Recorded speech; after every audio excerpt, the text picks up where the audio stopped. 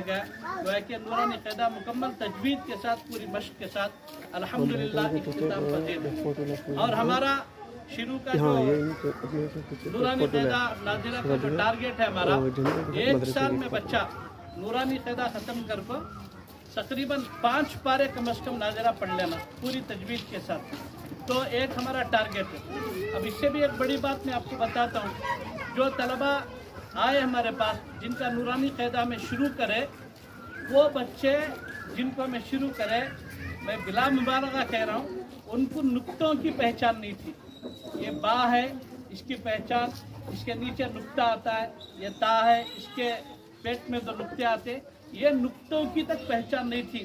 الحمدللہ آپ حضرات کے توجہات، حضرات اساتذہ اکرام کی دعائیں، اس کا ثمرہ ہے کہ ایک جماعت نورانی قاعدے سے فارغ ہو کر الحمدللہ ابھی 1 مہینے کے اندر اندر یہ طلبہ قرآن شروع کر دیتے ہیں۔ تو ایک چھوٹی سی محنت ہے، آپ حضرات اسی طرح ساتھ دیتے رہیں، ساتھ رہیں، تو انشاءاللہ ادارہ ترقی کرے گا، پھولے گا، پھلے گا۔ اللہ سے دعا فرمائیں اللہ اس ادارے کو خصوصاً ہمارے شہر کے لیے اور پورے عالم کے لیے اللہ تعالیٰ ایسے افراد اس ادارے سے عطا فرمائے جو جن اکابر کی طرف اس ادارے کی نسبت ہے۔ میں ایک مختصر تعارف کرا دیتا ہوں۔ ہندوستان کی آزادی کا جب مسئلہ تھا تو بہت ساری جانوں کی قربانی ہوئی، ان میں سے اگر یہ وہ 2 نام ہیں جن کو فراموش کر دیا گیا تو ہندوستان کی تاریخ نامکمل ہے۔ ان میں سے ایک وہ شخص جن کو حجت الاسلام حضرت مولانا قاسم نانوتوی رحمۃ اللہ علیہ کہتے ہیں۔ مدرسے کے شروع میں جو لفظ ہے قاسم العلوم، یہ انہی بزرگ کی طرف نسبت ہے جنہوں نے انگریز کی ناپاک سازش کو بھاگ کر ہندوستان کے اندر دارالعلوم دیوبند کا قیام عمل میں لایا تھا۔ اللہ کے نبی حضرت محمد الرسول اللہ صلی اللہ تعالیٰ علیہ وسلم کے ایما حضور کے خواب میں آ کر اشارہ کرنے اور اللہ کے نبی کے بنیاد رکھنے کے بعد صبح میں اٹھ کر جب دیکھی گئی تو دارالعلوم کی بنیاد پڑی تھی۔ دارالعلوم کی بنیاد ہندوستان کے اندر کفر کو ختم کرنا تھا، انگریزوں کی انگریزیت کو ختم کرنا تھا۔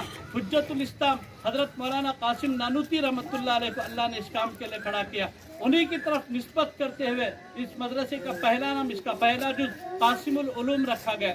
اور دوسرا جو جز ہے رشیدیہ، فقیہ العصر، فقیہ الملت حضرت مولانا رشید احمد گنگوہی رحمۃ اللہ علیہ، جس وقت ہندوستان کی آزادی کی جنگ چھڑی اس وقت یہ دونوں اکابر شانہ بشانہ کھڑے تھے۔ انہوں نے علماء کی بڑی جماعت کو تیار کیا، پھر اس کے بعد انگریز کے خلاف میدان میں اتار دیا۔ یہ وہ 2 اکابر ہیں، اس وقت پورے ہندوستان کے اندر علماء ان کی بات پر اعتماد کرتے تھے، ان کے فتووں کا بھروسہ تھا، ان کی امانت داری، ان کی دیانت، ان کے تقوی، ان کی پرہیزگاری کا پورے ہندوستان اور بیرون ہند میں ڈنکا بجتا تھا۔ انہوں نے ایک مٹھی بھر جماعت تیار کی کہ پھر یہ دیکھتے دیکھتے ایسٹ انڈیا کمپنی کا جو سورج غروب ہوا ہے، انہی کی محنتوں کا نتیجہ ہے۔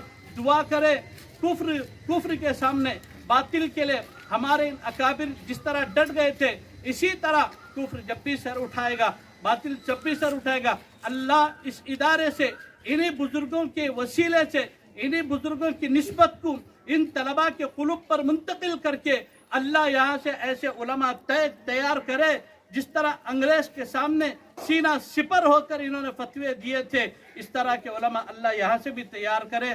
یہ ہمارے مدرسے کی ایک مختصر روداد ہے۔ آپ حضرات ادارے کے حق میں دعا فرمائیں، ادارے سے محبت کریں، دینی اداروں سے محبت رکھنا یہ ایمان کا جز ہے۔